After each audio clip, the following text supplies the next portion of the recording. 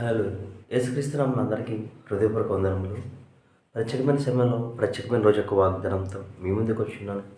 దేవుడు ఈరోజు మనకు ఇచ్చిన వాగ్దానం కీర్తనలు 121వ అధ్యాయము 3వ వచనము.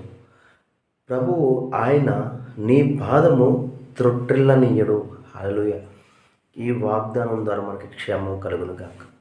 ఈ వాగ్దానం ద్వారా మనకు విజయం కలుగును గాక. ఆమేన్. ఎప్పుడైతే ఇచ్చిన వాగ్దానం బట్టి అడుగుతామో అడిగిన సమస్తాన్ని దేవుడు మనకి ఇస్తాడు.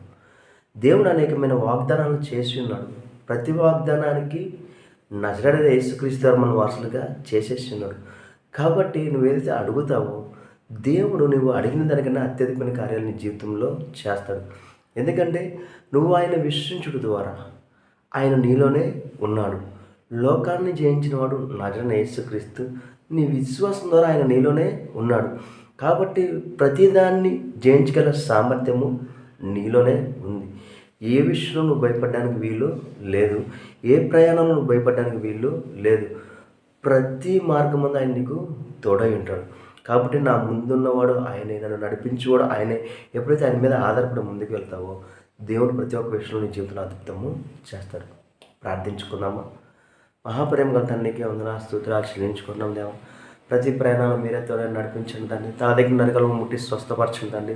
ప్రతి అప్పు ఐశ్వర్యంగా మారును గాక, ప్రతి అనారోగ్య మార్గంగా మారును గాక. కావాల్సిన ప్రతి ఒక్కరికి తండ్రి కావాల్సిన ప్రతి ఒక్క సహాయాన్ని అందచేయండి తండ్రి. వీడియో చూసిన వారికి ఏ సహాయం కలుగుతుంది ఆ సహాయాన్ని అందచేయండి తండ్రి. ఏ విషయంలో విడుదల కాలో ఆ విషయంలో విడుదల కలగజేయండి తండ్రి. ప్రతి విషయం తండ్రి వారికి కావాల్సిన సహాయాన్ని అందచేయమని నజరేయుడైన యేసుక్రీస్తు నామమున అడిగి వేడుకొంచున్నాము తండ్రి. ఆమేన్.